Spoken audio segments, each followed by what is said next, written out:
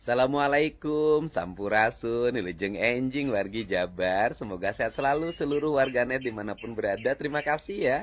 Selamat bermalam minggu. Hari ini di rumah nih. Malam pulangnya jam 2 dari Kerawang. Susah kalau pulang kegiatan itu di jalannya itu harus melewati histeria orang. Terima kasih pada seluruh warga yang begitu mencintai saya kerjakan. Dan hari ini banyak orang bertanya, Kang Deddy, kenapa sih kekeh nggak mau rapat di hotel-hotel untuk para pejabatnya dan para pegawainya? Kita tahu ya, Provinsi Jawa Barat itu terhampar kabupaten kota. Kabupaten kotanya ada yang besar, ada yang kecil. Dan kemudian siapa sih yang harus mendapat perhatian utama di Jawa Barat itu adalah daerah-daerah yang fiskalnya sangat rendah. Fiskalnya sangat rendah bagaimana? Pendapatan daerahnya kecil, habis untuk gaji pegawai. Bahkan Kabupaten Pangandaran kasihan banget tuh sama ibu bupatinya. Kalau ketemu saya selalu nangis. Kenapa? Tunjangan pegawainya sudah 5 bulan tidak bisa dibayar. Karena kemampuan anggarannya sudah sangat terbatas dan harus dicari solusi. Ibu bupatinya sudah ke Jakarta kemana-mana untuk cari solusi. Dan saya juga lagi memikirkan untuk menyelesaikan. Nah, problemnya apa? Tidak boleh terjadi kesenjangan antara daerah dengan pusat kota. Kenapa kesenjangannya? Saya contoh ya. Kalau di daerah dapetin pendapatan misalnya gali pasir, alamnya rusak, jalannya rusak. Gali batu, alamnya rusak, jalannya rusak. Kemudian babatin pohon, alamnya rusak, jalannya rusak. Pendapatannya ya segitu-gitu juga, ditambah nggak pernah jujur tuh ngitung pendapatan pajaknya. Tetapi di pusat kota yang hotelnya banyak, mereka mendapatkan uang itu relatif besar dengan turis segala macam, itu tinggi. Setelah itu tidak ada kerusakan apapun.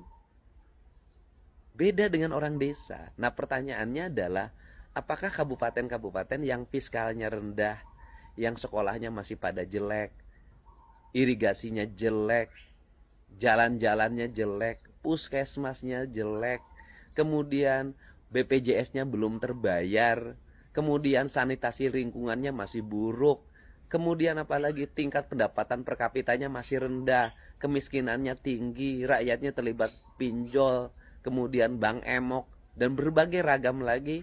Mau uang yang dikumpul-kumpulin dari pajak itu dibuat untuk kegiatan rapat-rapat di hotel di kota besar, bintang 1, bintang 2, bintang 3.